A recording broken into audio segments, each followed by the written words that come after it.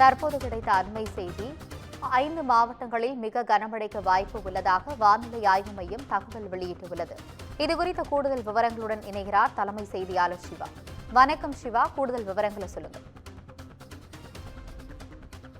ஆனது தமிழகத்தில் அடுத்த 6 நாட்களுக்கு பல்வேறு பகுதிகளில் மிக கனமழைக்கான எச்சரிக்கையை தற்போது வானிலை ஆய்வு மையம் விடுத்திருக்கிறது. குறிப்பாக ஒவ்வொரு தினமும் அடுத்த 7 நாட்களுக்கான வானிலை முன்னறிவிப்பு மற்றும் அது தொடர்பான எச்சரிக்கையை வானிலை ஆய்வு மையம் வழங்கும்.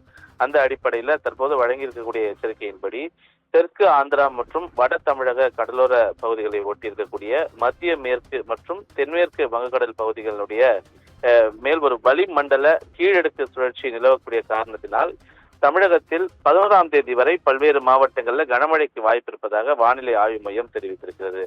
குறிப்பாக தமிழகத்தின் மிக முக்கிய பகுதிகளாக இருக்கக்கூடிய நீலகிரி, கோவை, திருப்பூர், ஈரோடு மற்றும் நாமக்கல் ஆகிய மாவட்டங்கள்ல கனமழை முதல் மிக கனமழைக்கான வாய்ப்புகள் இருப்பதாகவும், சேலம், பெரம்பலூர், திருச்சி, புதுக்கோட்டை, கரூர், திண்டுக்கல், தேனி, மதுரை, விருதுநகர், தென்காசி மற்றும் சிவகங்கை ஆகிய மாவட்டங்கள்ல கனமழைக்கு வாய்ப்பு இருப்பதாகவும் வானிலை ஆய்வு மையம் தெரிவித்திருக்கிறது. அதே போல நாளைய தினம் தமிழகத்தின் நீலகிரி, கோவை, திருப்பூர், தேனி, திண்டுக்கல் உள்ளிட்ட 15க்கும் மேற்பட்ட மாவட்டங்களில் கனமழைக்கான வாய்ப்புகள் இருப்பதாகவும், அதே போன்று 8, 9, 10, 11 ஆகிய இந்த தேதிகளில் இது போன்ற 10க்கும் மேற்பட்ட மாவட்டங்களில் கனமழைக்கான வாய்ப்புகள் இருப்பதாக வானிலை ஆய்வு மையம் அதற்கு எச்சரிக்கையை தெரிவித்திருக்கிறது.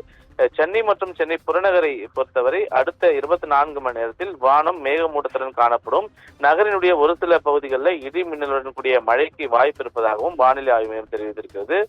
வெப்பநிலையை பொறுத்தவரை அதிகபட்சமாக 36 டிகிரி செல்சியஸ் வரை வெப்பநிலை பதிவாகக்கூடும். அதாவது 100 ஃபாரன்ஹீட்டுக்கு குறைவாக தான் வெப்பம் பதிவாகக்கூடும் என்று வானிலை ஆய்வு மையம் தெரிவித்திருக்கிறது. அதே போல மீனவர்களுக்கான எச்சரிக்கையை பொறுத்தவரை இன்றும் நாளையும் தமிழக கடலோர பகுதிகள், மன்னார் வளைகுடா மற்றும் குமரிக்கடல் பகுதிகளில் சூறாவளி காற்று 55 கிலோமீட்டர் வேகம் வரை வீசுவதற்கான வாய்ப்புகள் இருப்பதாக வானிலை ஆய்வு மையம் தெரிவித்திருக்கிறது. எனவே இந்த பகுதிகளில் மீனவர்கள் கடலுக்கு மீன்பிடிக்க செல்ல வேண்டாம் என்ற ஒரு எச்சரிக்கையும் அறிவுறுத்தலும் வானிலை ஆய்வு மையம் மூலமாக வழங்கப்பட்டிருக்கின்றது. ஆனந்தி,